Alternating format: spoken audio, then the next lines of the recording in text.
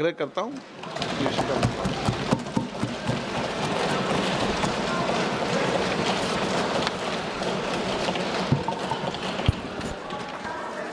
माननीय अध्यक्ष जी, मैं आपके प्रति आभार व्यक्त करना चाहता हूं कि इस महत्वपूर्ण विषय पर आपने मुझे बोलने का मौका दिया।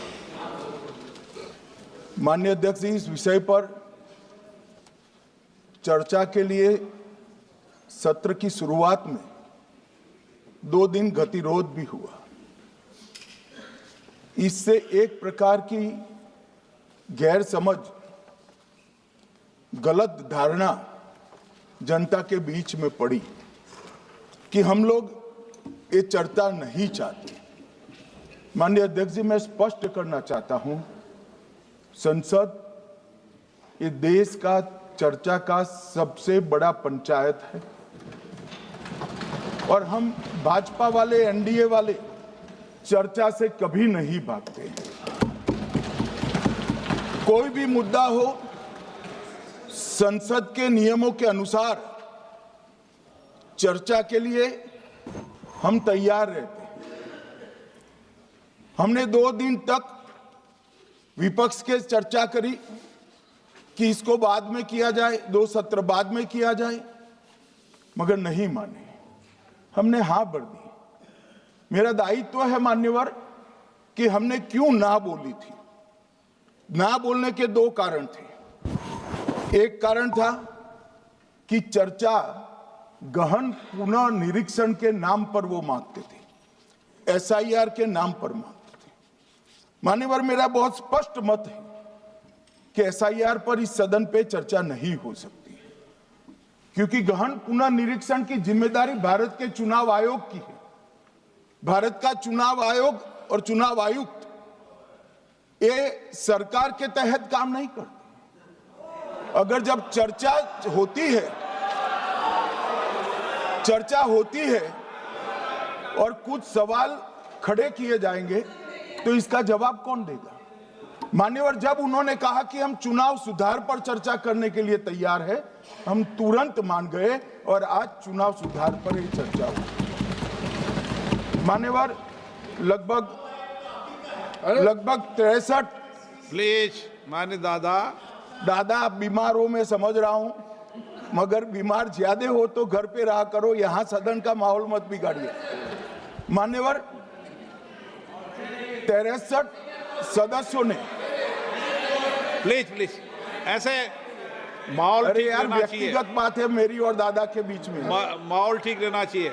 मान्यवर, 63 सदस्यों ने पक्ष और विपक्ष से इस चर्चा में हिस्सा लिया है और जो चर्चा का समय हुआ था तय, उससे ज्यादा आपने समय लिया है। इसलिए भी मैं आपका धन्यवाद व्यक्त करना चाहता हूं। मान्यवर, चर्चा तय हुई थी चुनाव सुधारों के लिए, मगर ज्यादातर विपक्ष के सदस्यों ने एसआईआर पर ही चर्चा करी। अब चर्चा इन्होंने जिस तरह से शुरू करी है, जवाब तो मुझे देना पड़ेगा मान्यवर, और मैं मानता हूं उनको सुनना भी चाहिए।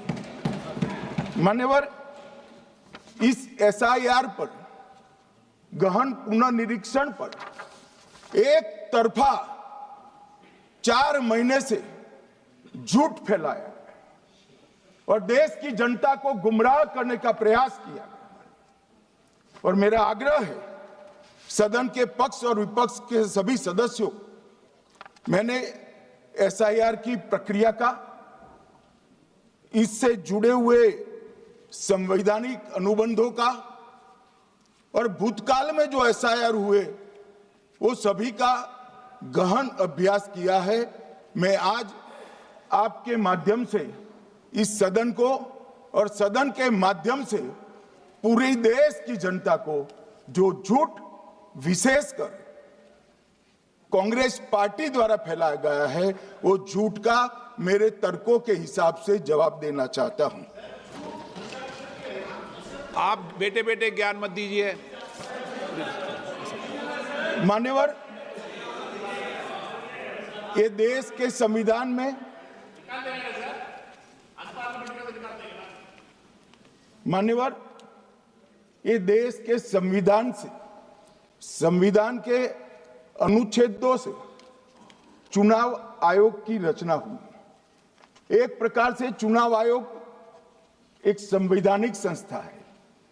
संविधान के अंदर चुनाव आयोग का गठन, उसकी शक्तियां, चुनावी प्रक्रिया, मतदाता की परिभाषा और मतदाता सूची को तैयार करने और उसके सुधारने के लिए की शक्तियां, इसके बारे में स्पष्ट प्रावधान किए गए।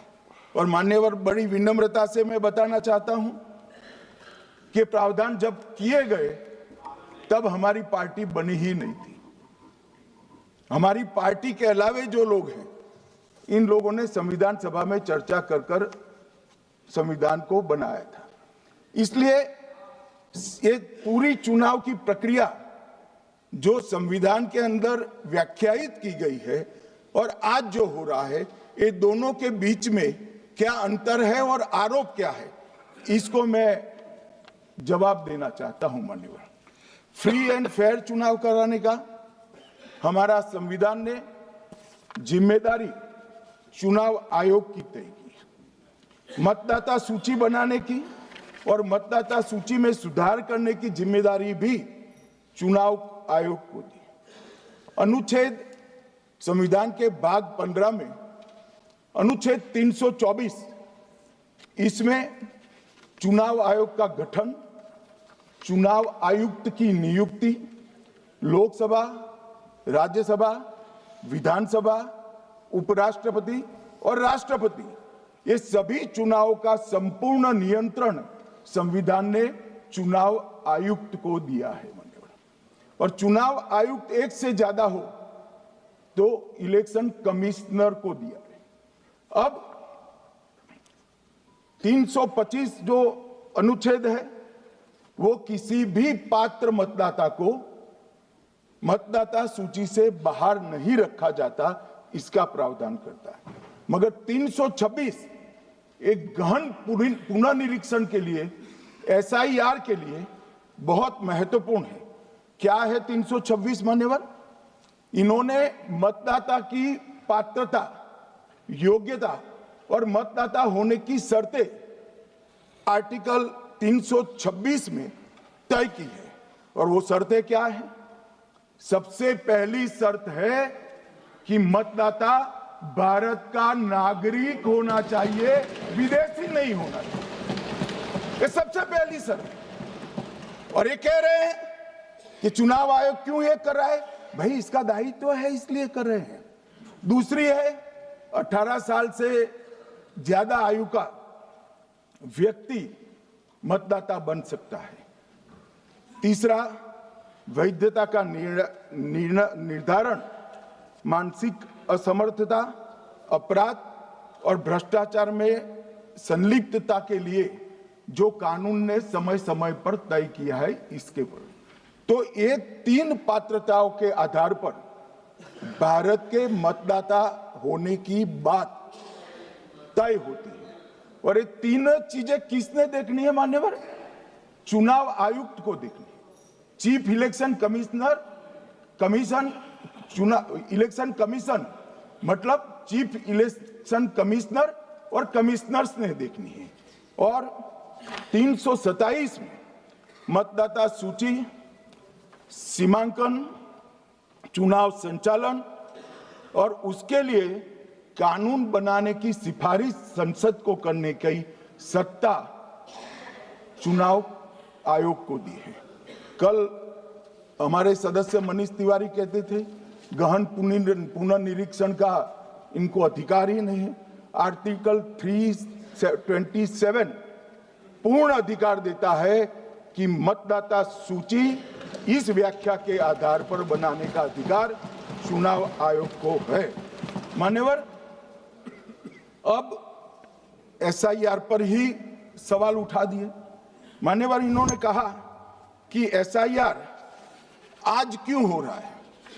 मैं इनको थोड़ा इतिहास और मान्यवर एक नई फैशन हो गई है, इतिहास बताते हैं तो नाराज हो जाते हैं कि आप इतिहास मत बताइए। अरे भला कोई भी प्रक्रिया, कोई भी देश, कोई भी समाज इतिहास को छोड़कर कैसे आगे बढ़ सकता है? इतिहास कोई भी समाज का महत्वपूर्ण अंग है। मान्यवर हमारे लोकतांत्रिक इतिहास की शुरुआत 1952 से हुई, तो सबसे पहला गहन पुनर्निरीक्षण SIR कब हुआ? 1952 में। SIR की क्या जरूरत है वो कहते हैं, इसलिए मैं कहता हूं। तो उस वक्त प्रधानमंत्री कौन थे? जवाहरलाल नेहरू। किस पार्टी से थे? कांग्रेस पार्टी से। दूसरा कब हुआ? 1957 में, फिर जवाहरलाल नेहरू प्रधानमंत्री थे, कांग्रेस पार्टी से थे। तीसरा हुआ 61 में, उसमें भी जवाहरलाल नेहरू प्रधानमंत्री थे और कांग्रेस पार्टी थे। 65-66 में भी हुआ, एक ही गहन पुनर्निरीक्षण 2 साल में हुआ। उस वक्त भी श्री लाल बहादुर शास्त्री प्रधानमंत्री थे, कांग्रेस पार्टी थे। 83-84 में हुआ, इंदिरा जी थी।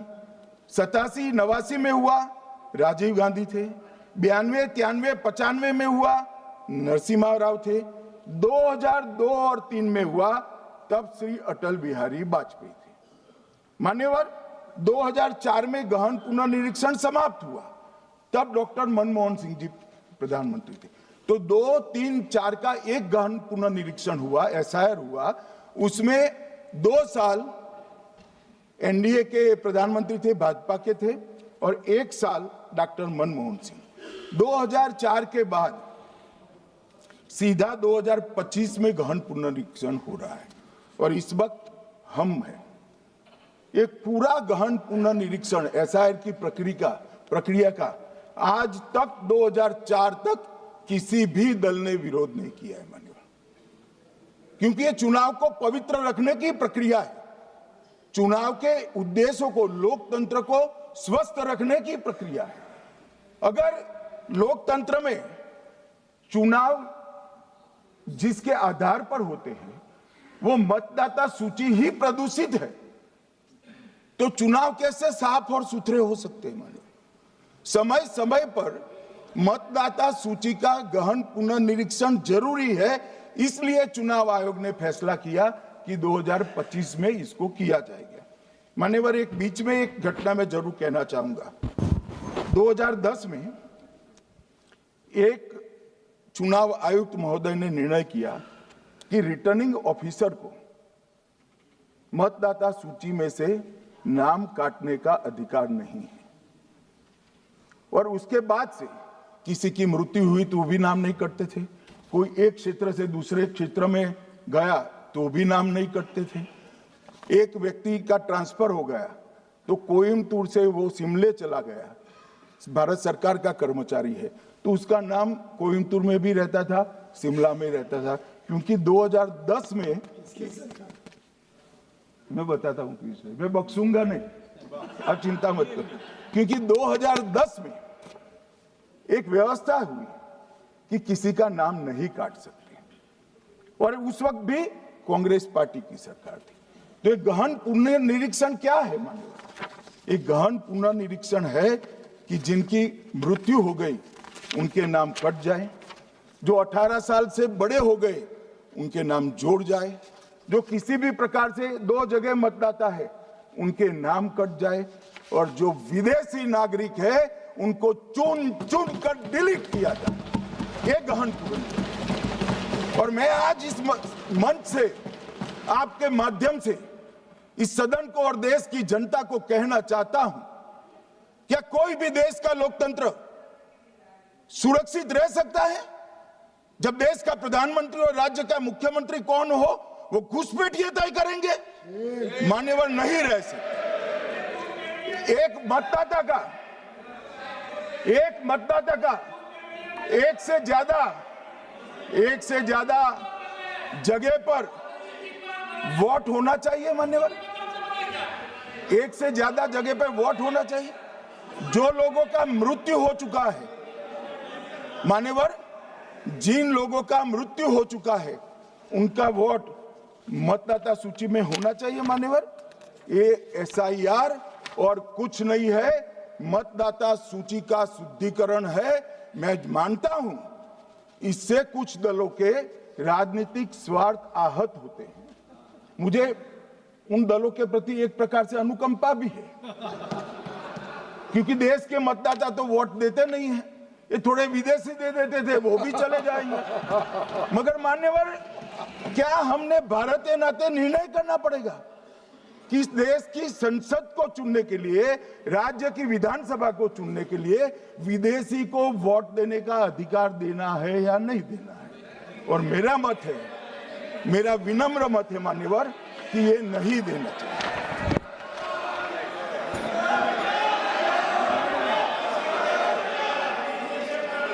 दादा बैठ जाइए प्लीज प्लीज। मान्यवर,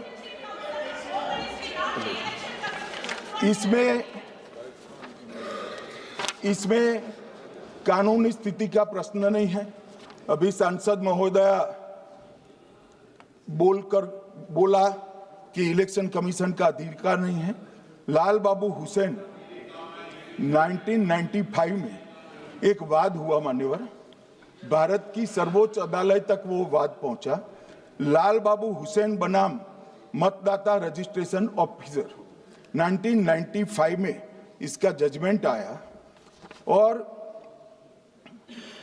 उसमें अदालत ने स्पष्ट कहा, देश की सर्वोच्च अदालत ने कहा, मैं नहीं कह रहा, जहां मतदाता का नाम दर्ज किया जाना है वहां रिटर्निंग ऑफिसर ये सुनिश्चित कर सकता है कि आवेदक भारत का नागरिक है या नहीं है।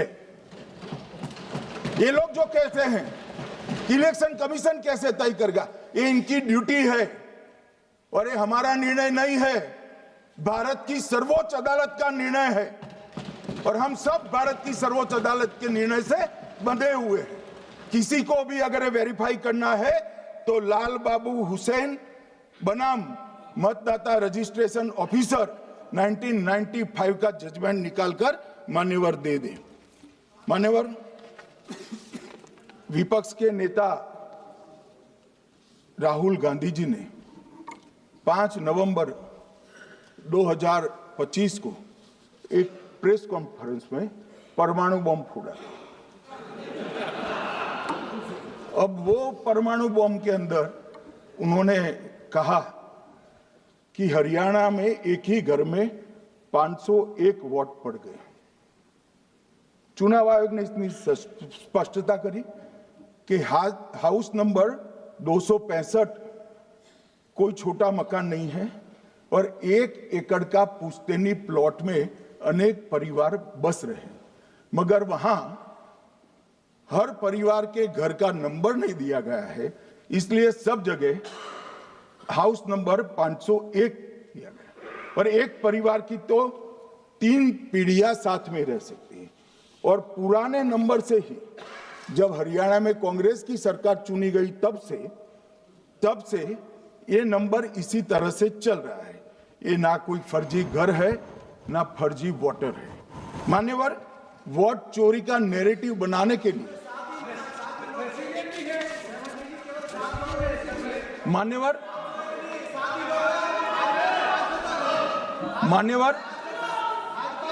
बिहार में भी मेरा भाषण पूरा हो जाने दो। नहीं, आप अभी पूरा भाषण होगा। नहीं, कई बार नाम आएगा।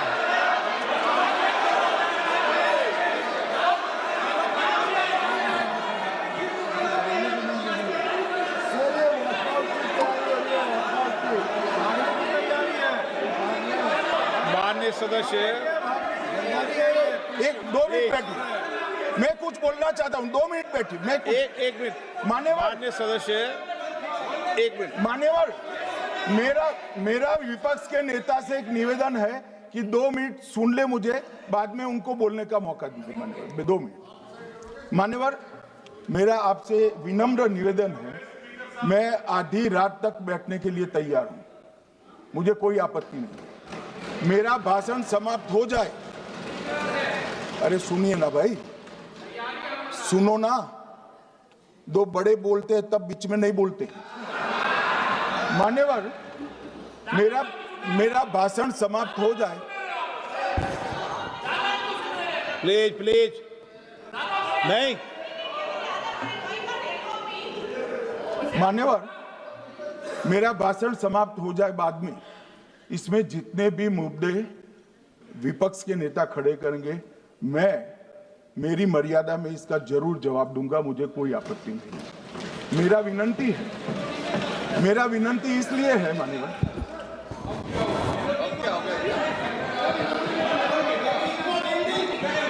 एक मिनट, तो उनको पूरी बात करने दें। हाँ हाँ मान्यवर, मेरा विनंती भी मान्यवर, नो प्लीज डिबेट नहीं करते बेटे। मान्यवर, मेरा विनंती इसलिए है कि शायद वो जो मुद्दा खड़ा करना चाहते हैं उसका जवाब मेरे आगे भाषण में आ जाएगा तो मुद्दा ही नहीं बचेगा, इसलिए मैं कह रहा हूं मुझे पूरा सुन लिया जाए। मान्यवर, बिहार में एक मतदाता की उम्र 34 साल बताई गई, 34 साल की है, इसको 124 साल बताया गया। सच था कि इसमें उम्र 124 बार छपी थी। बाद में मिंता देवी जी ने खुद बताया कि उन्होंने ऑनलाइन आवेदन किया था और वो ऑनलाइन आवेदन करने में गलती हो गई, इसके कारण उम्र 124 बार साल छपी थी। अब इसके आधार पर मतदाता सूची पर प्रश्न कर दिए। सुबोध कुमार नवादा, प्रेस कॉन्फ्रेंस में कहा गया कि एक राजनीतिक दल के बीएलए है, इनका नाम कभी आया ही नहीं, वो भी सच नहीं निकला। रंजू देवी रोहतास, उनको कहा कि एक कार्यकर्ता, उन्होंने बाद में रंजू देवी जी ने स्टेटमेंट दिया, जबरन बुलाकर उनकी वोटर लिस्ट से नाम काट लिया गया, ऐसा आरोप हुआ। तो रंजू देवी ने यही कहा कि कांग्रेस के कार्यकर्ताओं को कहने पर मैंने गलत जानकारी दी थी।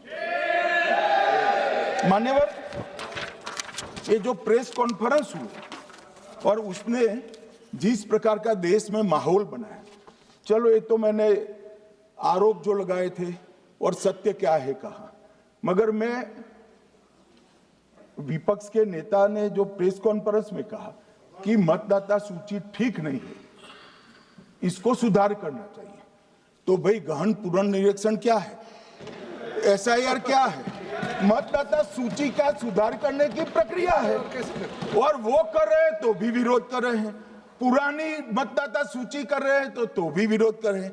भाई मतदाता सूची पुरानी हो या नहीं, आपका हारना तय है, ये मतदाता सूची से नहीं होता। मान्यवर, उन्होंने कहा, अपने लॉजिक के समर्थन में कहा कि भारतीय जनता पार्टी को कभी एंटी इनकम्बेंसी का सामना नहीं करना पड़ता। मान्यवर, एंटी इनकम्बेंसी इनके खिलाफ होती है जो जनहित के विरुद्ध काम करे। ये बात सही है कि भाजपा को एंटी इनकम्बेंसी का फायदा विरोध बहुत कम करना पड़ता है। हमारी सरकारें बार बार चुनकर आती हैं, चाहे राज्य में है या केंद्र में, परंतु ऐसा नहीं है कि हम 2014 के बाद एक भी चुनाव नहीं हारे। छत्तीसगढ़ में 18 में हारे, राजस्थान में 18 में हारे, मध्य प्रदेश में 18 में हारे, कर्नाटक में भी 14 के बाद हारे, तेलंगाना में हम जीत नहीं पाए, चेन्नई में हम जीत नहीं पाए, बंगाल में भी हम हारे। भाई तो तब तो ये मतदाता सूची बहुत अच्छी होती है, तब से नए कपड़े पहनकर आप शपथ ले लेते हो। उस वक्त मतदाता सूची का विरोध नहीं करते हो, और जब मुंह की पटखनी पड़ती है बिहार की तरह, तब मतदाता सूची का विरोध करते हो। माननीय मेरे दोहरे मापदंड नहीं चलेंगे लोकतंत्र में। जब आप जीतते हो तब चुनाव आयोग महान है, जब आप हारते हो तो चुनाव आयोग निकम्मा है, बीजेपी का कहने पर चलता है।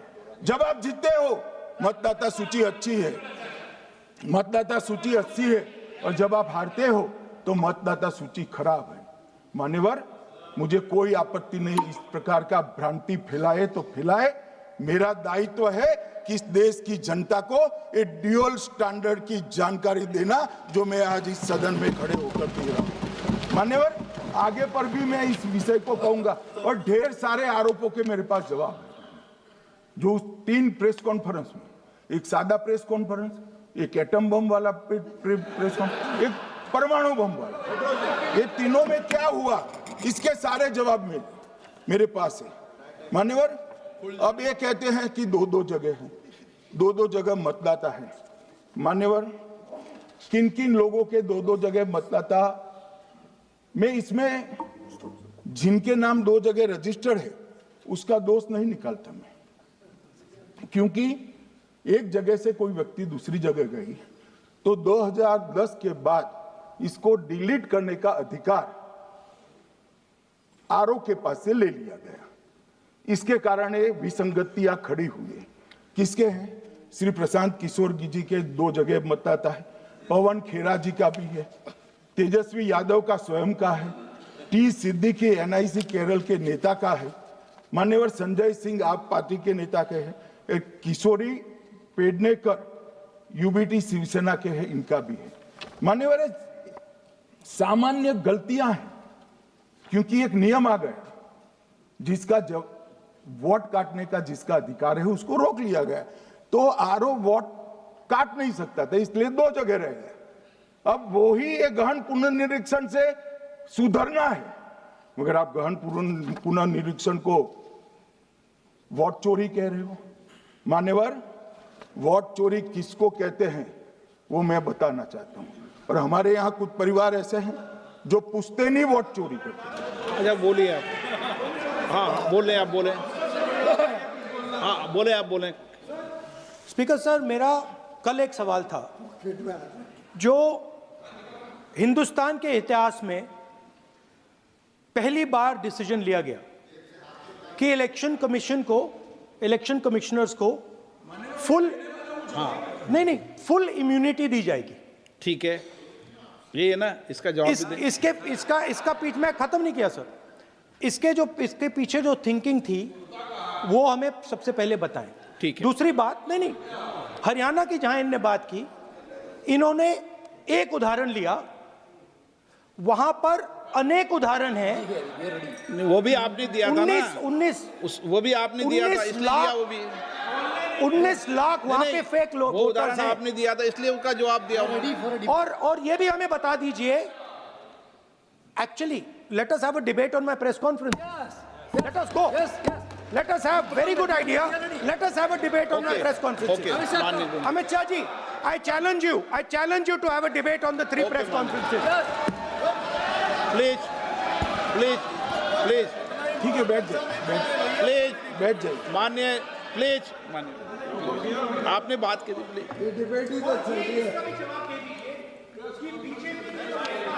उत्तर प्रदेश में और हरियाणा में दोनों चुनाव में वोट कैसे दे रहे हैं, प्लीज ये भी जवाब दे दीजिए। माननीय गृह मंत्री जी। मान्यवर, पहली बात मैं स्पष्ट करना चाहता हूं, मैं 30 साल से विधानसभा और संसद में जनप्रतिनिधि के रूप में चुनकर आता हूं। मुझे लंबा अनुभव है संसदीय प्रणाली का।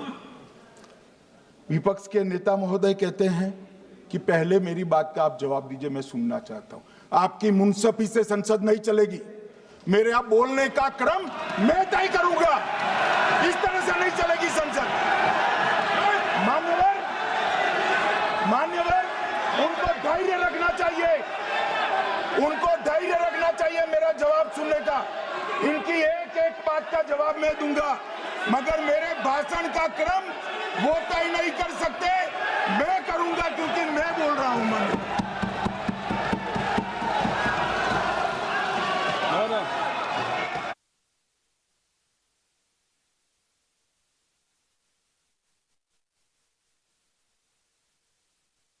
एक मिनट गृह मंत्री जी, एक मिनट गृह मंत्री, क्या गलत बोला उन्होंने यही बोला, आपने जो बात उठाई है मुझे कब बोलना है मैं तय करूंगा, यही बोला ना, उसमें क्यों उत्तेजित हो रहे हो आप? हाँ, आपके 2-2 मिनट में खड़े होने से थोड़ी जवाब देते रहेंगे। नो, माननीय गृह मंत्री, नहीं हो सकता। मैं आपको फिर मौका दूंगा, आपको।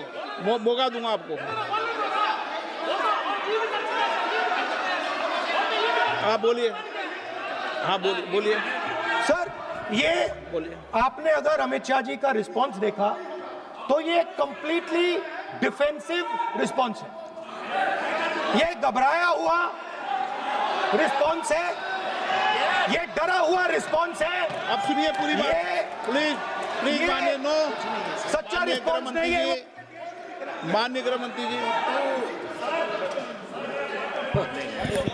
मान्यवर आपके चेहरे पर बैठो बैठो, मान्यवर आपके चेहरे पर चिंता की लकीरें मैं देख रहा हूं कि मैं क्या बोलूंगा।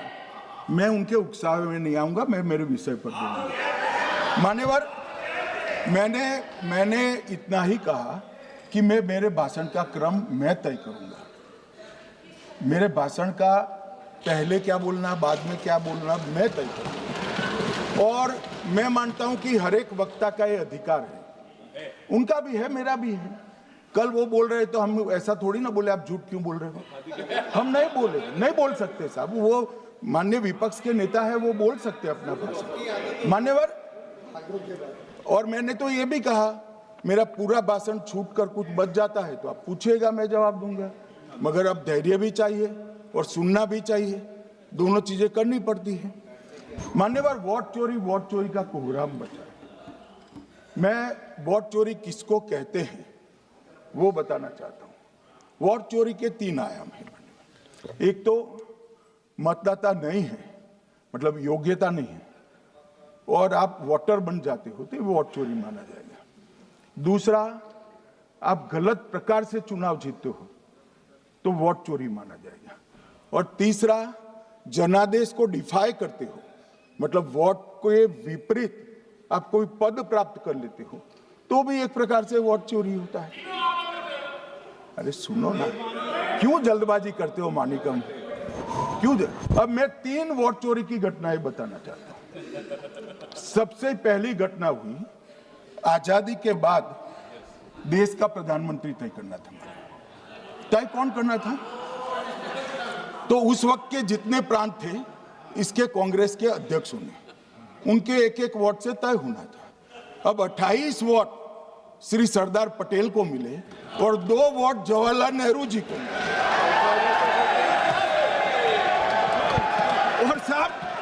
और साहब प्रधानमंत्री जवाहरलाल जी बने।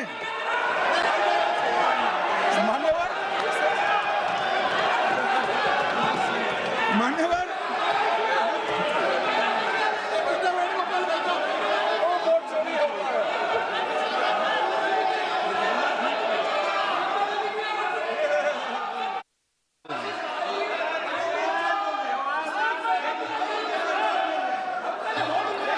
प्लीज माननीय गृह मंत्री जी, माननीय गृह मंत्री जी, प्लीज।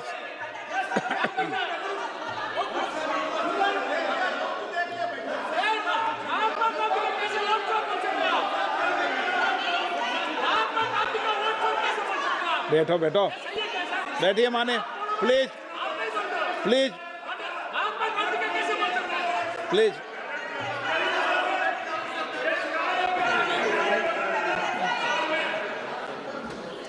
मान्यवर, दूसरी, प्लीज बैठिए बैठिए माननीय सदस्य, प्लीज, हर बार नहीं उठते, बैठिए। मान्यवर, दूसरे प्रकार की वोट चोरी और नैतिक तरीके से चुनाव जीतना, ऐसी वोट चोरी भी भूतकाल में एक बार हुई थी। श्रीमती इंदिरा गांधी रायबरेली से चुनी गई। इलाहाबाद हाईकोर्ट में श्री राजनारायण पहुंचे कि चुनाव नियमों के अनुसार नहीं हुआ। इलाहाबाद हाईकोर्ट ने ये तय कर दिया कि श्रीमती गांधी ने उचित तरीके से चुनाव नहीं जीता है, हम इसको रद्द कर देते। मान्यवर, ये भी वोट चोरी थी, बहुत बड़ी वोट चोरी थी। और उसके बाद में क्या हुआ? उसके बाद में वो वोट चोरी को ढकने के लिए संसद में कानून लाया कि प्रधानमंत्री के खिलाफ कोई केस ही नहीं हो सकता। मैं विपक्ष के नेता को कहना चाहता हूं, इम्यूनिटी की बात आप चुनाव आयोग की पूछ रहे हैं, इसका तो मैं जवाब दूंगा, इम्यूनिटी का। मगर ये इम्यूनिटी जो श्रीमती गांधी ने दी थी, इसके लिए आपका क्या कहना है? और उन्होंने तो स्वयं के लिए ले ली। उनका आरोप है। प्लीज, ऐसे नहीं चलता। मान्यवर, आप जब बोले, जब 5-5 मिनट में उठेंगे क्या? ये मान्यवर, उनका नौ, आरोप है। आप भी बोले, आप भी बोले, आप भी बोले। 9 गलत, 1-1 मिनट में सदस्य नहीं उठेगा ना। मान्यवर, उनका आरोप है कि सरकार ने बनाया तो लोकतंत्र ने बनाया, तो जो उस समय का केस था वो बताया है, आगे का तो बताया। मोदी जी को भी सब लोगों ने प्रधानमंत्री बनाया है भाई, आपकी कृपा से नहीं बने हैं।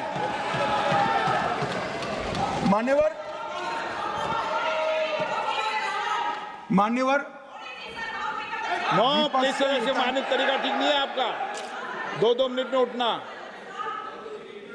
मान्यवर, विपक्ष के नेता ने कहा कि आपने चुनाव आयुक्तों को इम्यूनिटी दी।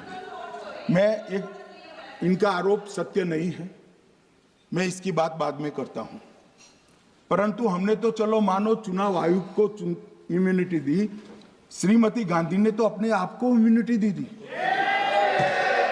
और फिर जब ये संवैधानिक सुधार के वायरस चैलेंज हुए तो वो केस जीतने के लिए 2, 3 और 4 नंबर के सर्वोच्च न्यायालय के जज को बाईपास कर चौथे नंबर के जज को चीफ जस्टिस बनाया और वहां केस भी जीत लिया। और मान्यवर, ये तो इतिहास है, कौन झुठला सकता है? इनको कोई पढ़ाता नहीं है इतिहास, ये तो इतिहास है, सर्वोच्च अदालत और संसद के रिकॉर्ड में रखा हुआ इतिहास है। इसके खिलाफ लल्लन सिंह जैसे कितने लोग पूरा जीवन लड़े बिहार में, इमरजेंसी के खिलाफ जेल में गए, लाखों लोग गए। और तीसरी वोट चोरी कहना चाहता हूं, तीसरी वोट चोरी का प्रकार मैंने बताया था कि योग्यता नहीं है और मतदाता बन जाना। अभी एक वाद पहुंचा है, वाद मतलब डिस्प्यूट पहुंचा है दिल्ली की सिविल अदालत में। उसमें डिस्प्यूट ये है कि सोनिया गांधी जी इस देश की नागरिक बनने से पहले मतदाता बने।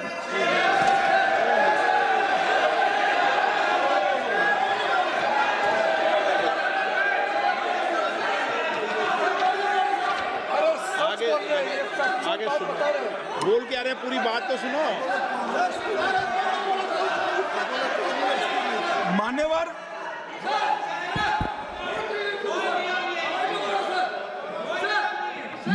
मैंने इतना ही कहा है कि अदालत में केस चल रहा है जो फैक्चुअल है। अब जवाब तो उनको अदालत में देना है, सोनिया जी ने यहां क्यों दे रहे हैं? अदालत में जवाब देना है।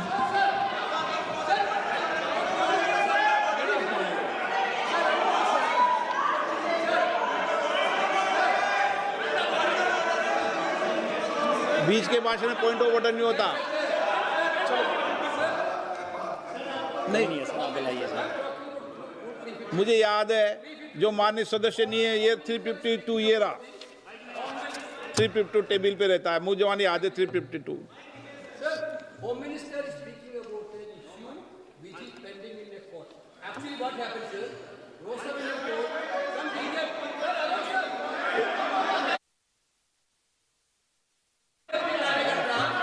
filed a case on Madam Sonia Gandhi's voting on that 80.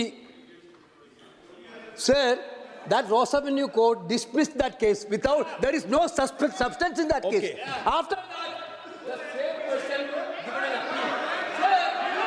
Gandhi not even voted in that election. I am challenging Home Minister. Okay. Sonia Gandhi not even voted that election. Can you prove it? Can you prove it? Sir, misleading statement a Home Minister doing. Sir, you are. What is this, sir? एक minute please दादा, एक minute please. No, बैठिए। No मान्य please देखिए माननीय सदस्य, 2 दिन से मैं चर्चा को सुन रहा हूं और 2 दिन से चर्चा को सुन रहा हूं और 352 आपने भी पढ़ा है, मैंने भी पढ़ा है, ठीक है ना। कई बार इधर से भी उधर से भी इस विषय को कई बार बोला गया है। जब डिबेट चलती है उसके संदर्भ में कई विषयों को बोला जाता है, ठीक है ना। और इसीलिए सुनिए बात, माननीय गृह मंत्री जी ने, आपने आधी बात सुनकर हर 2-2 मिनट में उठने लगोगे, ऐसे चर्चा नहीं होती। आप उनकी पूरी बात को सुनिए, क्या संदर्भ था, उन्होंने कोई फैसला नहीं दिया है, उन्होंने एक जानकारी जो आई है वो जानकारी सदन के पटल पे रखी है। अब मुझे सुनिए तो, अब आपने एक मुद्दा खड़ा किया, मुझे जवाब तो देने दीजिए। मान्यवर, मैंने कुछ ऐसा नहीं कहा, मैंने सिर्फ इतना कहा है कि एक वाद दायर हुआ है दिल्ली की अदालत में, मैंने कोई कंक्लूजन नहीं कहा। मैंने कहा कंक्लूजन का, मैंने कोई कंक्लूजन नहीं कहा। कंक्लूजन तो जब उनका नोटिस का जवाब वो दे देगी तब अदालत देगी, तब फिर से बताऊंगा मैं। मगर अभी तो मैंने सिर्फ इतना कहा है कि वहां एक केस रजिस्टर्ड हुआ है जिसमें श्रीमती गांधी को नोटिस इश्यू किया है। इसमें इतने लाल पीले होने की जरूरत क्या है? मान्यवर, हम सबका साझा दायित्व है, हम भी विपक्ष में बैठे, हम चुनाव जितने जीते हैं इससे ज्यादा हारे हैं। हम लोगों का तो एक प्रकार से पौना जिंदगी ही विपक्ष में ही चला गया, चाहे राज्य हो या केंद्र हो।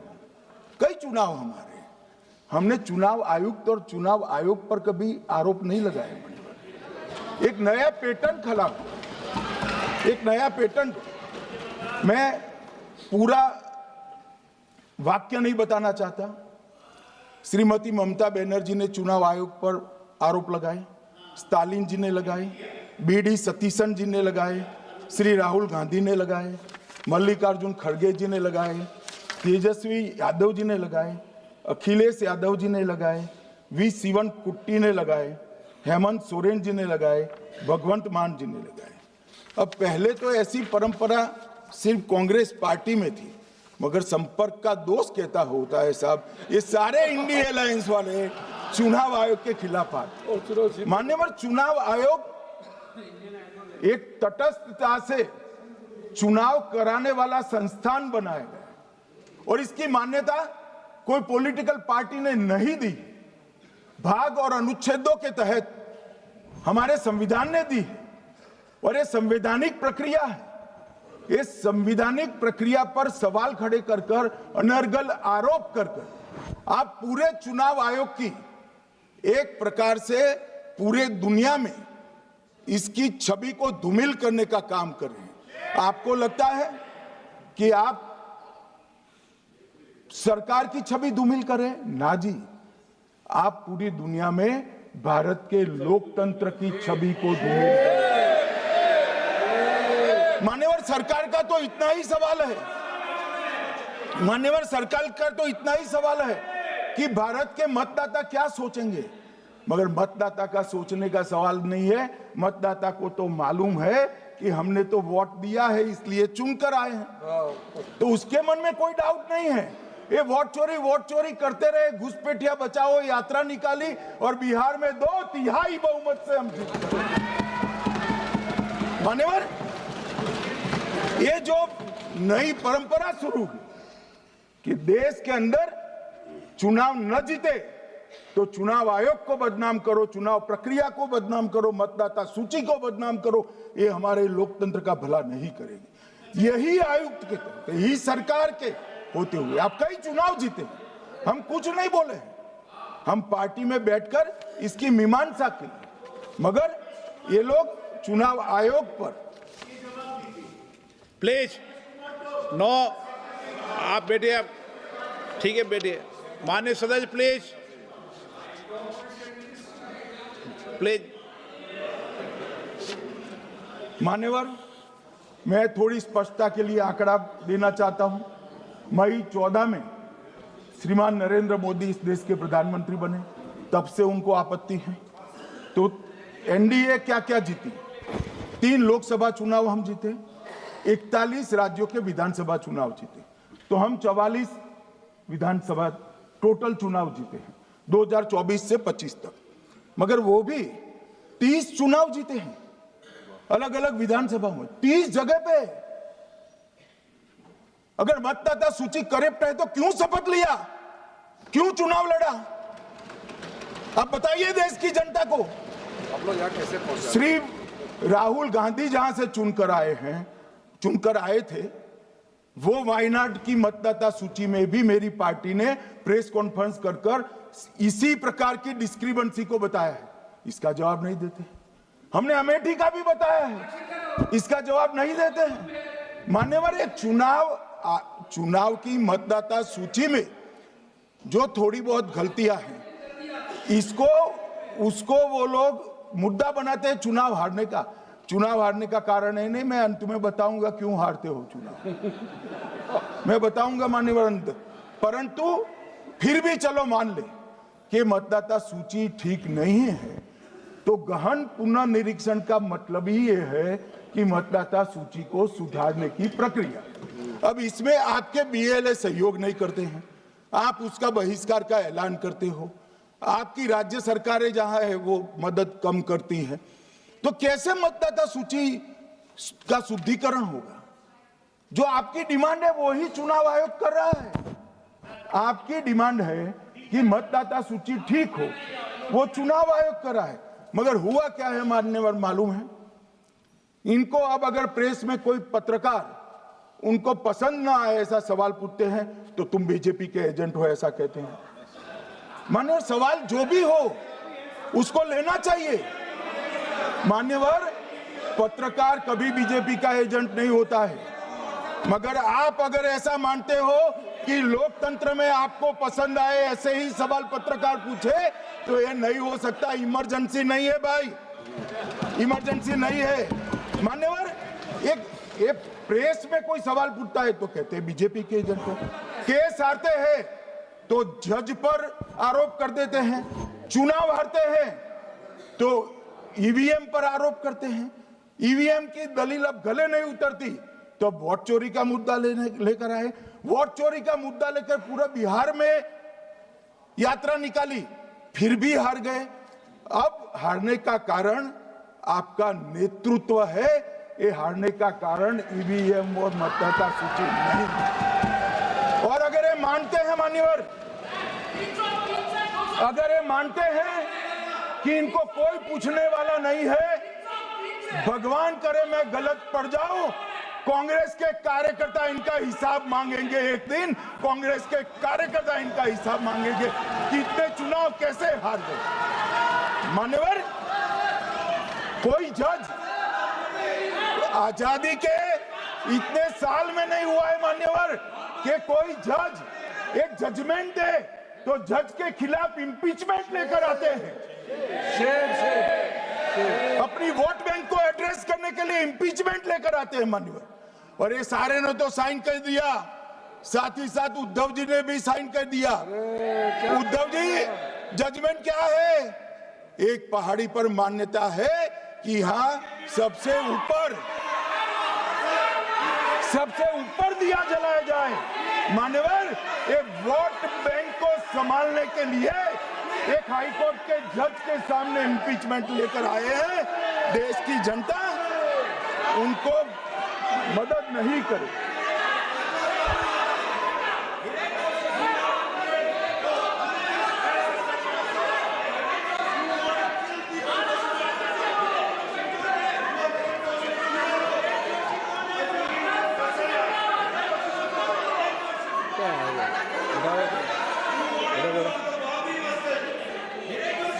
प्लीज नो, माननीय गृह मंत्री जी।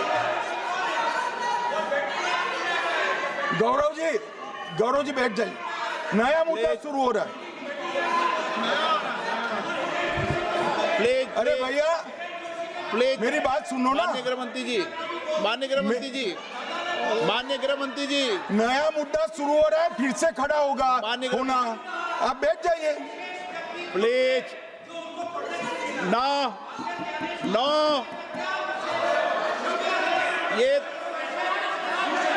ये तरीका नो। मणिकम जी प्लीज बैठिए। नो ये तरीका ठीक नहीं है। ले बैठे बैठे बैठे।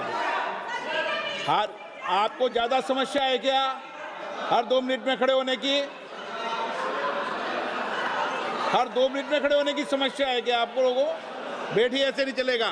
मान्यवर 2014 के बाद अरे दादा ये भी बैठ गए, अब बैठ जाओ। मान्यवर 2014 के बाद हारने की परंपरा शुरू हुई। हारने की परंपरा शुरू होने के बाद हाँ जीते ही है, मगर हारने की भी परंपरा हुई है। मान्यवर हारने की परंपरा शुरू करने के बाद इन्होंने सबसे पहले ईवीएम को निशाना बनाया। आज मैं आपके माध्यम से सदन को और सदन के माध्यम से देश की जनता को बताना चाहता हूं, ईवीएम कौन लेकर आया इस देश में? मान्यवर कौन लेकर आया? 15 मार्च 1989 को जब राजीव गांधी इस देश के प्रधानमंत्री थे, तब ईवीएम लाने का कानूनी बदलाव किया गया था। अब राजीव गांधी के ईवीएम के कानून का भी विरोध कर रहे हैं। मान्यवर इसके बाद में अरे सुनो ना क्या प्रक्रिया हुई। इसके बाद में ईवीएम के खिलाफ किसी ने याचिका करी। इस देश की सर्वोच्च न्यायालय के 5 जजों ने बैठकर ईवीएम के कानूनी बदलाव को 2002 में उचित ठहराया। मानो राजीव गांधी को भी नहीं मानते, सर्वोच्च अदालत को भी नहीं मानते हैं। फिर 98 में मध्य प्रदेश, राजस्थान और दिल्ली, इसमें सिर्फ 16 विधानसभाओं में इसका ट्रायल लिया गया। कितना केयरफुल है ये भी बताता हूं। हुडा बैठो, ये भी कितना केयरफुली चुनाव आयोग आगे बढ़ा है। मध्य प्रदेश, राजस्थान और दिल्ली, ये राज्यों की सिर्फ 16 विधानसभा में इसका ट्रायल लिया गया। हर प्रकार से चेक कर ईवीएम का उपयोग सबसे पहली बार पूरे देश में 2004 में हुआ।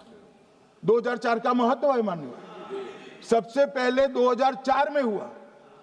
पूरे लोकसभा चुनाव हमारे समय में ईवीएम का उपयोग हुआ। लाए राजीव गांधी, वहां से लेकर 2004 तक। और 2004 के चुनाव में कौन जीता भाई?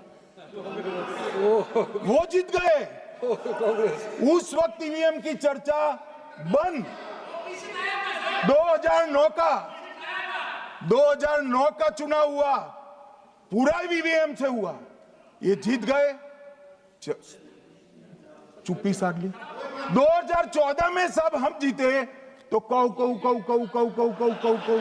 कर दी। वो सरकार में थे। मान्यवर ये क्या है?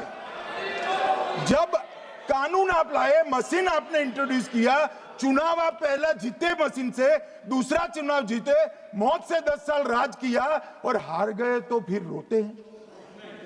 मान्यवर देश की जनता मानती है इसको। और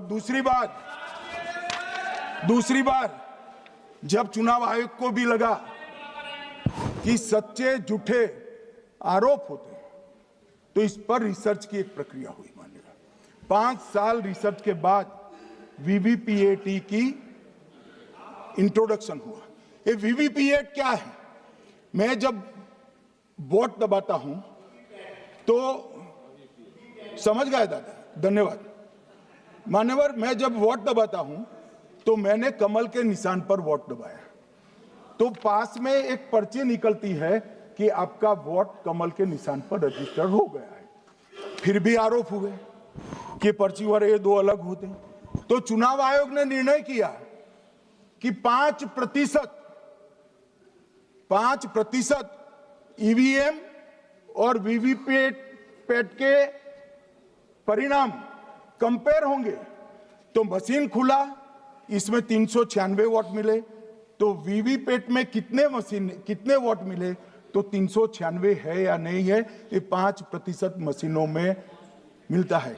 मान्यवर मैं आंकड़े लेकर आया हूं चुनाव आयोग को पूछकर आज कि कितने वीवीपैट और मशीन का मिलान नहीं हुआ।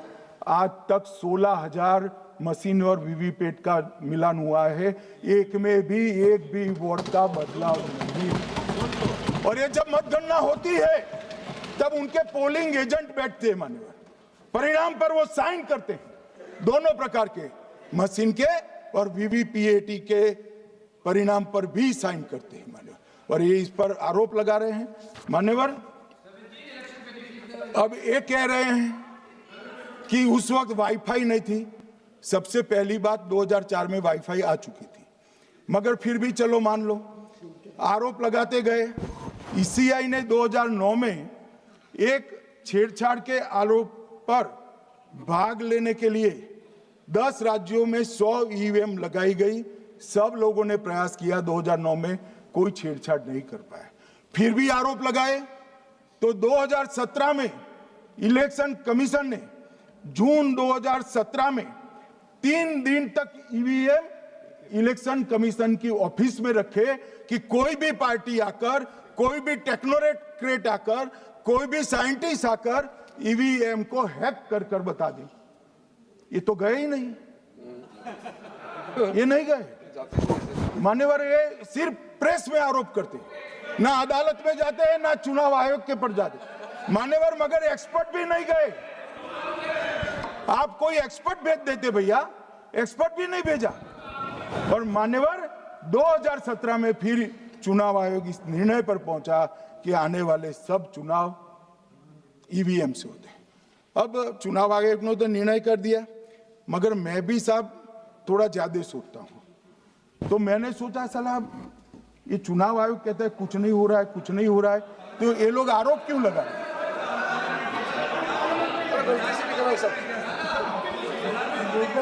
मान्यवर मेरे शब्द कोई ऐसे हो तो काट दीजिए। काट दिया राहुल जी। मान्यवर मैंने सोचा कि भाई कुछ गलती नहीं है, मान्यवर कोई गलती नहीं है, तो ये लोग विरोध क्यों कर रहे हैं? फिर मुझे याद आया कि मान्यवर जब इनके जमाने में चुनाव होते थे, बिहार और यूपी में सरकारें बनाती होती थी, पूरे के पूरे वोट के बक्से हाईजैक कर लिए जाते। ईवीएम आने से ये बंद हो गया, ईवीएम आने से बंद हो गया। और मान्यवर चुनाव की चोरी बंद हुई है, इसलिए पेट में दर्द हो रहा है। ईवीएम का दोष नहीं है, चुनाव जीतने का तरीका जनादेश नहीं था, करप्ट प्रैक्टिसेस थी, इसके कारण चुनाव जीतते थे। अब आज ये पूरे एक्सपोज हो चुके हैं। जब जनादेश पर चुनाव होता है तो आप जीत सकते हो, जीतो, स्वागत है उसका, मगर जब हारते हो तो अन्य कारण बताना, जैसे पहले मैंने कहा, ऐसा बताना ये ठीक नहीं है। मान्यवर कल मैंने लीडर ऑपोजिशन का भाषण स्वयं यहां बैठकर सुना है। पूरा भाषण उनका धागों में उलझ गया, थ्रेड्स में उलझ गया। मान्यवर ये कहते हैं पीएम का शेड्यूल देखकर चुनाव आयोग चुनाव तय करता है। मेरा सभी सांसद महोदय से करबद्ध निवेदन है कि चुनाव होने के पहले के 1 महीने पीएम का शेड्यूल, और पीएम को लगभग 24 और 16 कितना होता है, 40 महीना हो गया। इसमें से किसी भी 1 महीने का शेड्यूल दिखाओ। पीएम की गति ही इतनी है, कोई भी महीना उठाओगे तो इतने ही प्रवास करते हैं। मान्यवर इसको चुनाव का कोई लेन देन नहीं है। हमारे प्रधानमंत्री जनसंपर्क में आजादी के बाद सबसे ज्यादा प्रवास करने वाला प्रधानमंत्री, और मैं जानता हूं साहब, मैं जानता हूं नरेंद्र मोदी जी को 2001 से मैं बता सकता हूं, एक भी दिन की छुट्टी नहीं, एक भी वैकेशन नहीं, लगातार जनता का काम करना। मैंने कभी नहीं देखा उनको वैकेशन में। कई बार इनका अनुकरण करने का प्रयास करते हैं तो बीपी बढ़ जाता है इतना, ये फिर रूठ जाएंगे फिर। मान्यवर ये पूरी चर्चा चुनाव सुधार पर थी। मैंने आज ये भी जांच करा,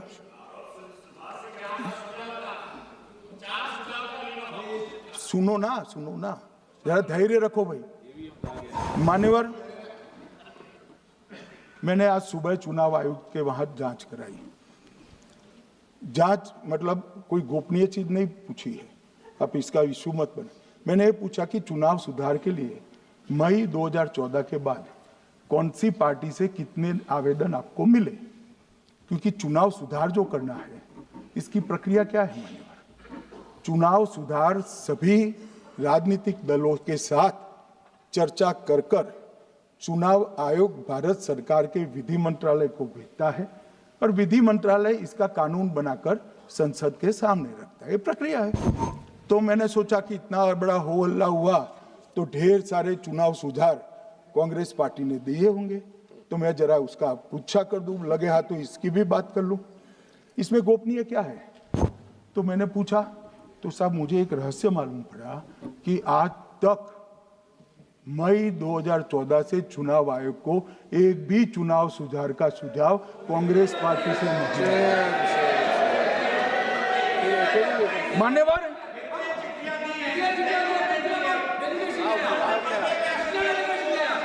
बैठे मैं बताता हूं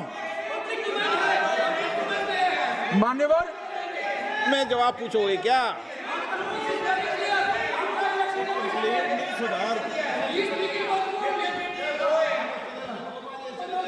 आप भी बोले, हर बोलने पर एक एक बार उठेंगे क्या? हर चीज का जवाब पूछेंगे क्या आप? नो, ये तरीका ठीक नहीं है। नो, ये तरीका ठीक नहीं है। नो, नो माननीय सदस्य, प्लीज बैठिए, बैठिए, बैठिए, बैठिए, बैठिए, बैठिए, बैठिए, बैठिए, अच्छी परंपरा रखें। ओके,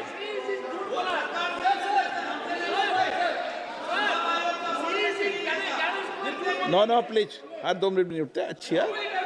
नो, ऐसी नो, प्लीज बैठिए आप, प्लीज बैठिए, प्लीज बैठिए, प्लीज बैठिए, सुनिए प्लीज, प्लीज बैठिए।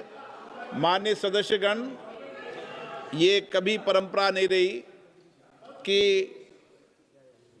सत्ता पक्ष और प्रतिपक्ष का कोई भी माननीय सदस्य कभी बोल रहा हो तो हर विषय पर बैठे बैठे टिप्पणी करना या हर विषय पर खड़े होकर सवाल पूछना, ये परंपरा कभी नहीं रही। आपने भी भाषण दिया आज, आपको कोई ने बीच में उठ के पूछा कोई ने? माननीय गृह मंत्री, अच्छी परंपराएं लागू करो, अच्छी तरह चलाएं सदन। मैं मेरे स्टेटमेंट पर कायम हूं। नरेंद्र मोदी सरकार बनने के बाद आज तक कांग्रेस पार्टी ने चुनाव आयोग को एक भी चुनाव सुधार का प्रपोजल नहीं दिया। मान्यवर, ये कई बार मिलने गए हैं, मैंने उनका प्रेस कॉन्फ्रेंस भी देखा है। उनका प्रेस कॉन्फ्रेंस था चुनाव प्रक्रिया के अंदर उनका जो डिस्प्यूट है वो ऑन गोइंग इलेक्शन में इसको रजू करने का। चुनाव सुधार जो होता है, चुनाव के पहले चुनाव के नियम जो तय होते हैं, इसके लिए सभी दलों को बाकायदा पत्र लिखा जाता है और कोई मांगे तो उसको समय भी देना पड़ता है। ये दो अलग चीजें। माननीय गृह मंत्री, मान्यवर, 1 मिनट गृह मंत्री। माननीय सदस्यगण, सदन का समय माननीय गृह मंत्री जी के वक्तव्य की समाप्ति तक बढ़ाया जाता है। माननीय गृह मंत्री जी। मान्यवर, कर विपक्ष के नेता ने 3 सवाल पूछे थे और 4 सुझाव दिए थे। पहला सवाल था मुख्य न्यायाधीश को चुनाव आयोग चयन समिति से बाहर क्यों निकाला गया, पहला सवाल था। दूसरा सवाल था दिसंबर 2003 में कानून बदलकर चुनाव आयोग को पूर्ण प्रतिरक्षा क्यों दी गई। और तीसरा शार्प क्वेश्चन था सीसीटीवी फुटेज 45 दिन में नष्ट करने का कानून क्यों लाए। कानून नहीं लाए हैं, सर्कुलर चुनाव आयोग ने इश्यू किया है, मगर ठीक है, हार्द में समझ रहा हूं, ये क्यों कर रहे हैं। ये 3 इसके जवाब थे। मान्यवर, मैं इसमें से सबसे पहले सवाल का जवाब देना चाहता हूं। मान्यवर, मुझे पूरा सुनकर जरा आप आपत्ति लीजिएगा, क्योंकि मैं बताऊंगा तो पास से ही मगर वर्तमान का भी जवाब दूंगा। मान्यवर, 73 वर्ष तक इस देश में चुनाव आयोग की नियुक्ति का कोई कानून ही नहीं था। माननीय सभी सदस्य ध्यान से मुझे सुने, 73 साल तक इस देश में चुनाव आयोग की नियुक्ति का कोई कानून नहीं था। नियुक्ति प्रधानमंत्री सीधी कर देते थे। और मान्यवर, मैं आज ये पूरे देश को बताना चाहता हूं कि टोटल अब तक जितने चुनाव आयुक्त हुए और जितने मुख्य चुनाव आयुक्त और चुनाव आयुक्त, ये सभी इसी प्रकार से हुए। अब 2003 के कानून पर मैं बाद में आता हूं। 1950 से 1989 चुनाव आयोग एक सदस्यीय था। प्रावधान क्या था? कोई कानून नहीं था। प्रधानमंत्री जी फाइल भेजते थे राष्ट्रपति जी को और राष्ट्रपति जी नोटिफिकेशन बाहर नहीं करते। तो भाई उस वक्त बरोबर चुनाव था, सबसे अच्छा था। नहीं, मैं ये नहीं पूछता नियुक्ति की प्रक्रिया। मान्यवर, पूरा उनका 55 साल प्रधानमंत्री जी ने ही चुनाव आयुक्त को नियुक्त किया, तब तक कोई सवाल नहीं था। और नरेंद्र मोदी करते हैं तो उन पर सवाल उठाते हैं, मगर हमने तो ऐसा भी नहीं किया मान्यवर। फिर 89 से 91, जब 89 में चुनाव आयुक्त उनकी सुनते नहीं थे, तो पहली बार उस पर ब्रेक लगाने के लिए चुनाव आयोग को बहु सदस्यीय बनाया गया। ये बिहार के चुनाव के कारण ही हुआ, परंतु वो भी प्रधानमंत्री की फाइल से ही अपॉइंट होते हैं। और मान्यवर, 21 चुनाव आयुक्त, कमिश्नर और मुख्य चुनाव आयुक्त, और 21 और 29 इस प्रकार से हुए जिसमें कोई प्रधानमंत्री जी ही रखते थे। कांग्रेस पार्टी ने ही ये परंपरा बनाई थी, कानून भी कांग्रेस पार्टी ने बनाया था। मगर आज आरोप करना है इसलिए आपने चुनाव चोरी कर लिया, चुनाव चोरी कर लिया, चुनाव चोरी के कहने से कुछ नहीं होता। जनता हमको सुनती है भाई, और हम जवाब भी देते हैं। मान्यवर, ये 50 से लेकर 2023 तक कोई कानून नहीं। बाद में 2023 में एक अनूप बरनवाल बनाम भारत सरकार मुकदमा हुआ। उसमें सुप्रीम कोर्ट ने कहा कि भाई चुनाव आयुक्त की नियुक्ति थोड़ी पारदर्शी होनी चाहिए। सुझावी था, ऑर्डर नहीं था। हमारे सॉलिसिटर जनरल ने वहां कंसेंट दी, तो उन्होंने कहा कि भाई हमें कानून बनाने में थोड़ी देर लगेगी और हमें इस पर कंसल्टेशन भी करना पड़ेगा, चुनाव आयोग से भी करना पड़ेगा। तो उन्होंने कहा ठीक है, अगर आप सहमत हैं, मैं जजमेंट और आर्गुमेंट पढ़कर अगर आप सहमत हैं तो जब तक कानून नहीं बनता, चीफ जस्टिस ऑफ इंडिया की अध्यक्षता में एक कमेटी बने और प्रधानमंत्री और विपक्ष के नेता इसके मेंबर। हमें कोई आपत्ति नहीं थी, हमने हाँ बोला सर। और विपक्ष के नेता भी थे, प्रधानमंत्री थे और सीजे। 2023 में कानून बन गया। कानून क्या बना? विपक्ष के नेता, प्रधानमंत्री तय करेंगे, वो एक मंत्री और स्वयं प्रधानमंत्री, ये 3 लोग बैठकर चर्चा कर मेरिट्स में चुनाव आयुक्त और मुख्य चुनाव आयुक्त की नियुक्ति करेंगे। मान्यवर, हमारे टाइम में तो और पारदर्शी, ये कह रहे हैं हमारा तो 33% ही हिस्सा है। भाई 33% तो है ना, हमारा तो हिस्सा ही नहीं था। और मान्यवर, मैं रिकॉर्ड से बताता हूं, 2012 में सीयूसी की नियुक्ति होनी थी। अडवाणी जी ने सुझाव दिया लिखकर कि एक प्रणाली बना जाए, नहीं बनाया और BS संपत जी को सीधा चुनाव आयुक्त बना दिया। उसके बाद में भी एक व्यक्ति कैसे है इसकी चर्चा है। नवीन चावला, जिसको आपातकाल की भूमिका पर शाह आयोग ने कहा था ये निष्पक्ष नहीं है, उनको मुख्य चुनाव आयुक्त बना दिया। जबकि मुख्य चुनाव आयुक्त गोपाल स्वामी ने इनके खिलाफ पक्षपात के सबूत भी भेजे, खारिज कर दिया। मान्यवर, सुने नहीं, हमारे समय में ऐसा कभी नहीं हुआ है। हमारे समय पर विरोध होता है, मगर पक्षपात के सबूत किसने नहीं दिए हैं? और भाई, जहां तक 66% और 33% का सवाल है, आप कह रहे हो कि वहां 2 लोग होते हैं और आप 1 होते हैं, ये तो हम तय नहीं करते हैं।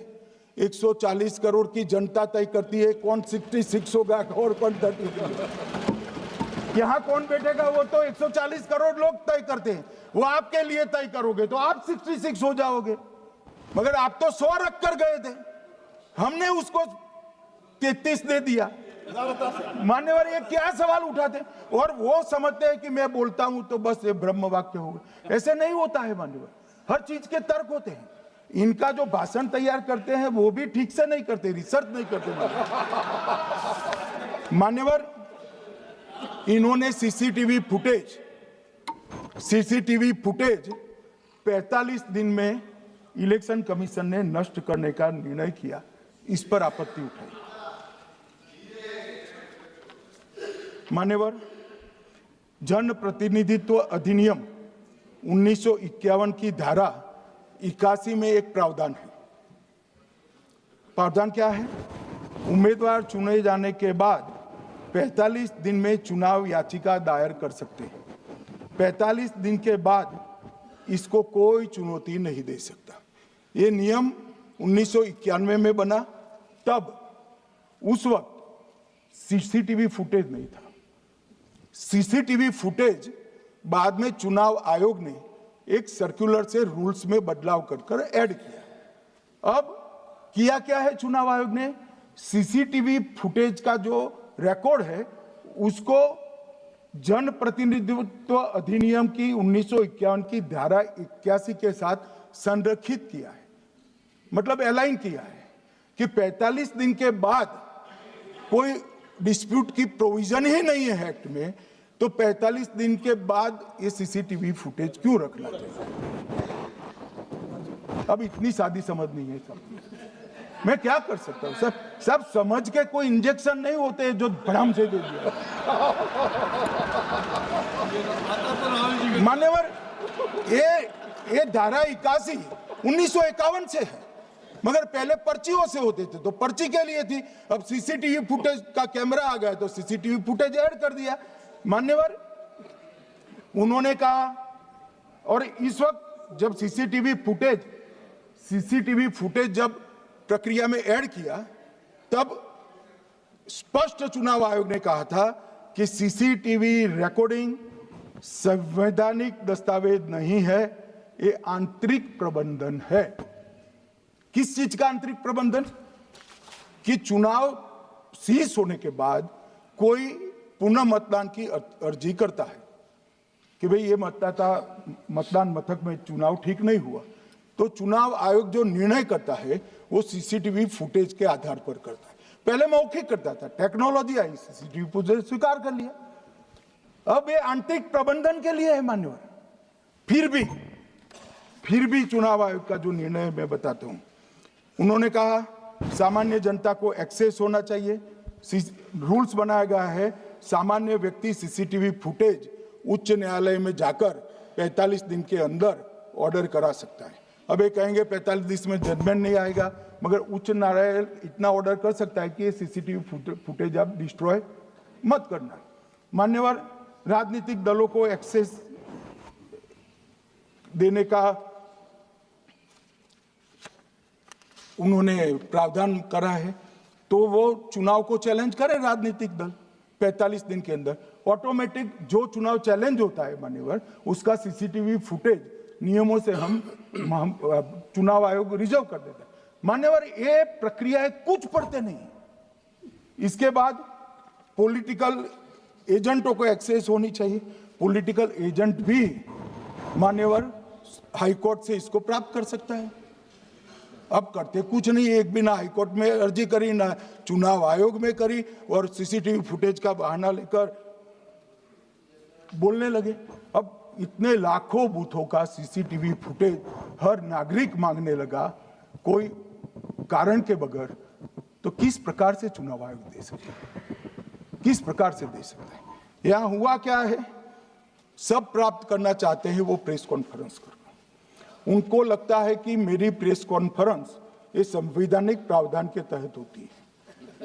ऐसा नहीं होता है। वे प्रेस कॉन्फ्रेंस जो करते हो जिन मुद्दों का, इसकी लीक कर अर्जी दे दो, टपक से मिल जाएगी सारी दिख, मगर अर्जी नहीं करते, कोर्ट में नहीं जाते हैं, चुनाव आयोग में नहीं जाते हैं, और चुनाव चोरी हो गया, चुनाव चोरी हो गया, चुनाव चोरी हो गया करते।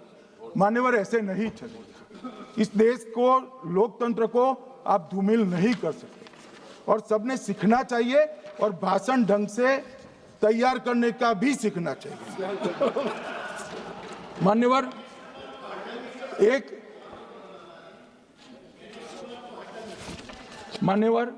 एक उन्होंने कहा सीईसी को 2003 में कानून बनाकर इम्यूनिटी दी। मान्यवर,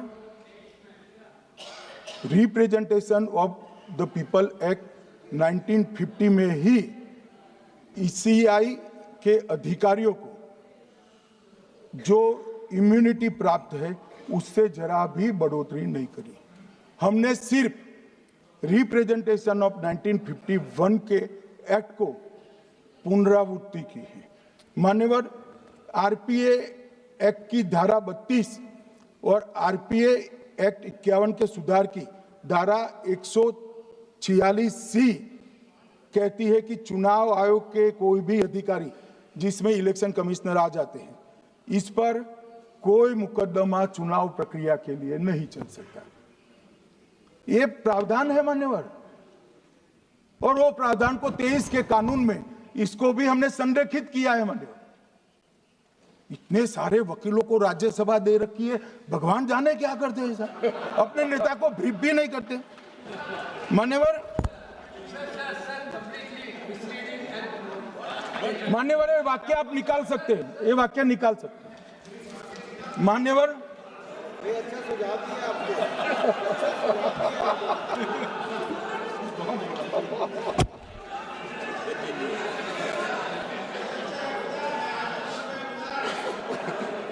मान्यवर, फिर ये सब हो रहा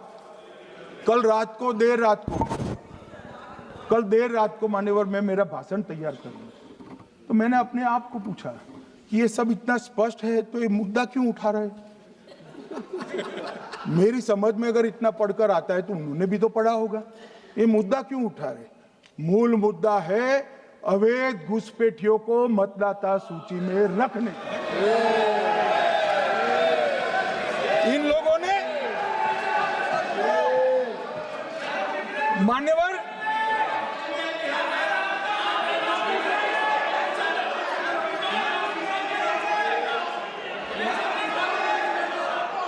माननीय सदस्य, आपका भाषण भी सबने शांति से पूर्ण सुना है। आप भी सुनने की सामर्थ्य रखो। नहीं, आप सुनने की सामर्थ्य रखो। नो, प्लीज बैठिए, प्लीज बैठिए, सुनो, पूरा भाषण सुनो। आप जब बोलते हैं तो इधर भी सुनते हैं, आप भी इधर भी बोलते हैं, इधर सुने। गृह मंत्री इलेक्शन रिफॉर्म के लिए बात बोलता सर।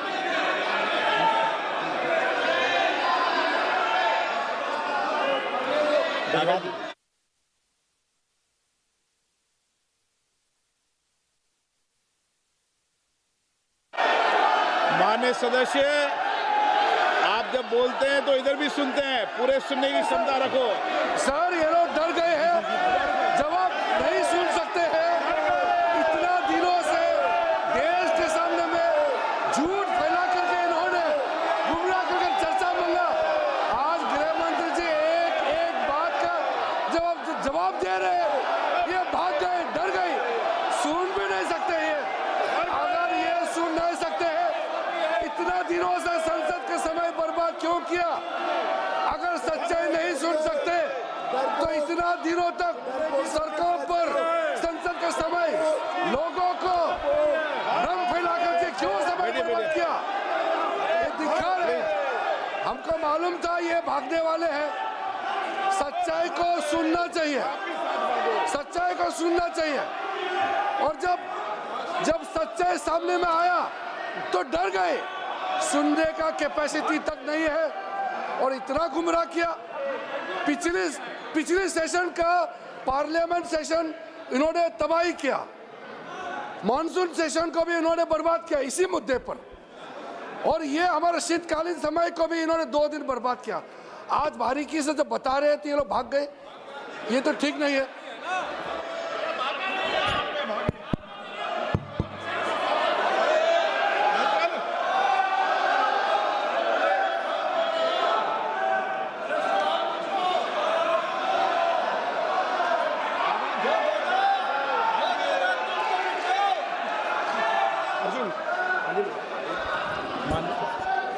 मान्यवर, ये 200 बार भी बहसकार करेंगे, एक भी अवैध घुसपैठियों को इस देश में हम वोट नहीं देंगे। ये हमारे एनडीए का पॉलिसी है मान्यवर।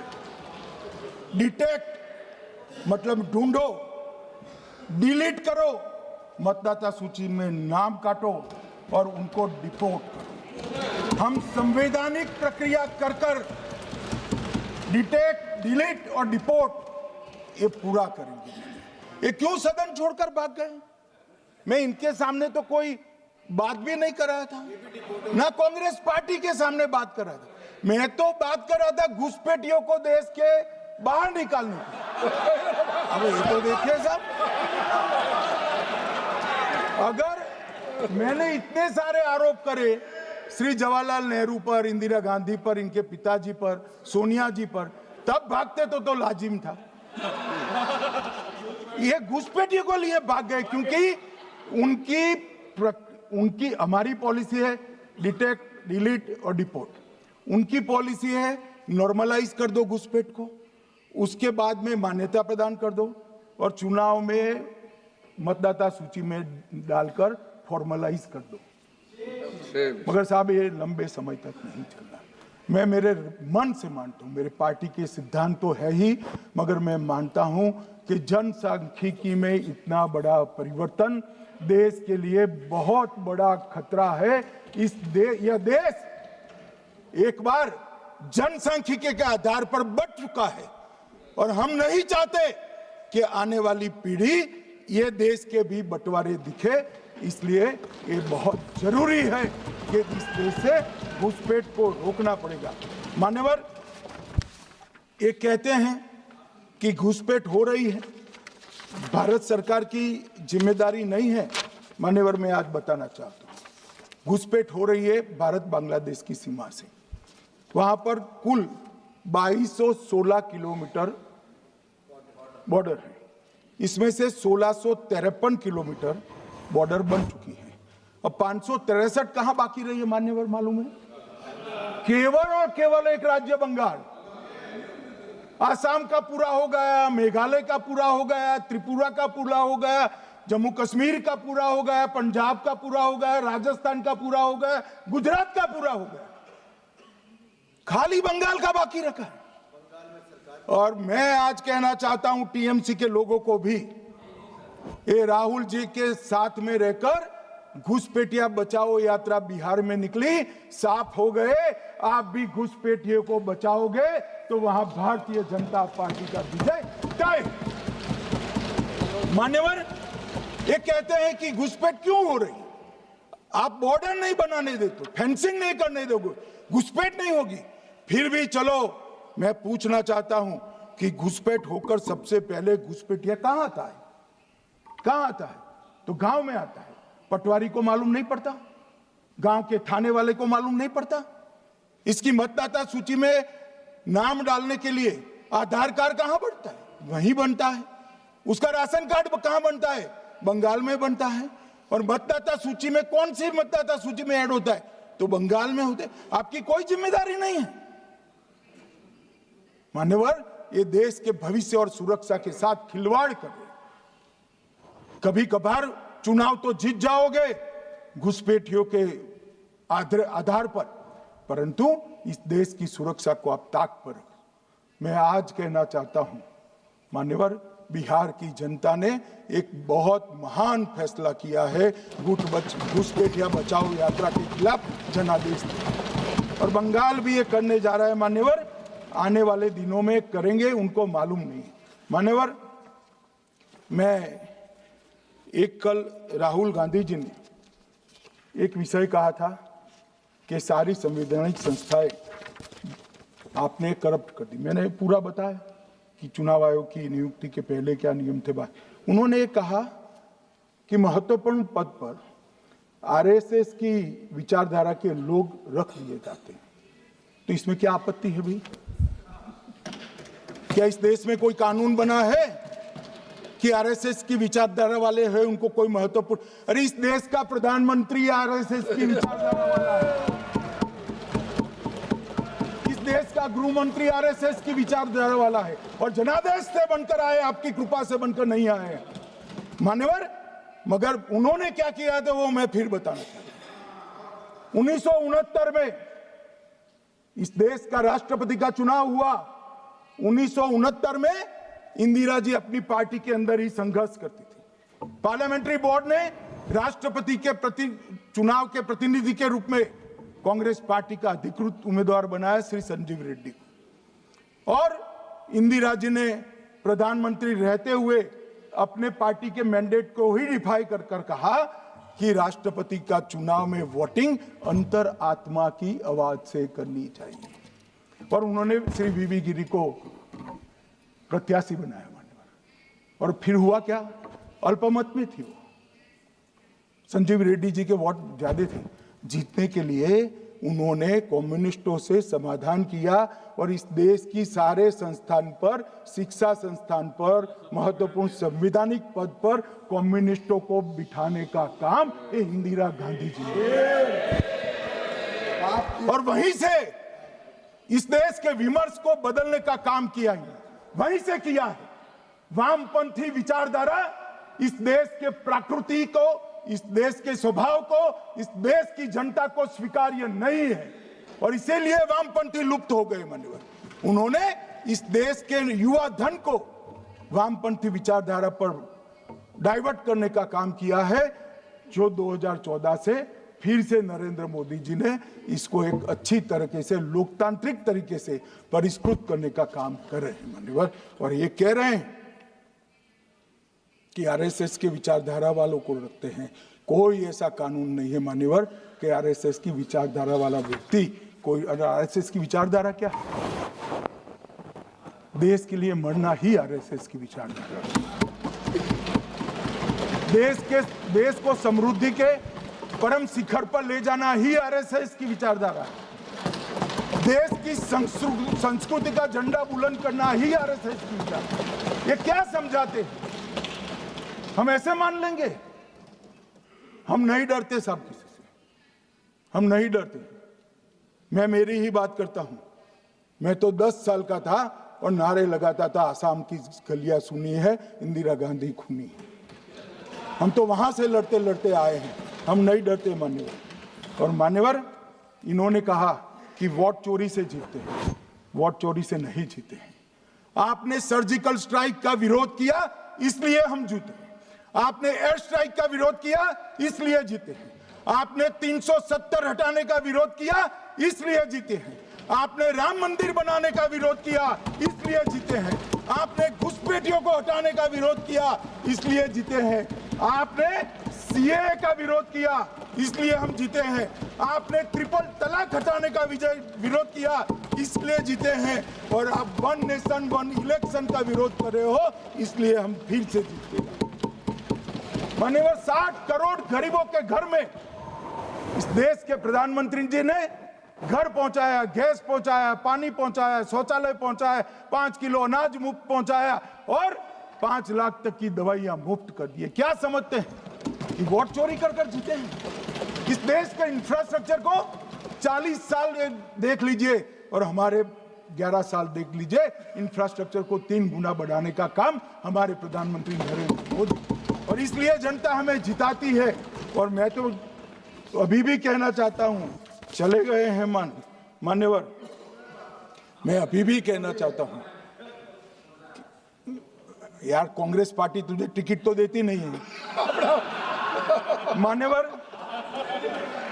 मान्यवर। मैं अभी भी कहना चाहता हूं, एसआईआर का विरोध करोगे तो बिहार की जगह बंगाल और तमिलनाडु में भी साफ मान्यवर, इस 140 करोड़ की जनता का जनादेश ईश्वर का आदेश होता है।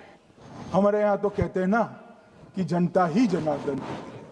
तो जनता का फैसला श्री कृष्ण का फैसला होता है, जनार्दन का फैसला। और वो जनता के फैसले को ये लोग वोट चोरी इस तरह की भाषा का प्रयोग करते हैं। जनता देख रही है, जनता आंख मूंद कर नहीं बैठी। मान्यवर, मैं तो धन्यवाद करना चाहूंगा हमारे पार्लियामेंट्री अफेयर्स मिनिस्टर का कि इन्होंने तो एक अलग रास्ता कर SIR पर चर्चा कर ली, वरना इनका झूठ एक तरफा जनता में जा रहा था। आज आपने भी मुझे इतना विपुल मात्रा में समय दिया, जरूरत पड़ी वहाँ प्रोटेक्शन भी दिया, मुझे संरक्षण दिया, इसलिए मैं आपका भी धन्यवाद करना चाहता हूँ। और अंत में फिर से एक बार श्री राहुल गांधी के भाषण लिखने वालों को कहना चाहता हूँ कि तथ्य ढंग से ढूंढ कर लिखे, इनकी यहाँ पर तकलीफ होती है। सभा की कार्रवाई कल गुरुवार दिनांक 11 दिसंबर 2025 को प्राप्त 11 बजे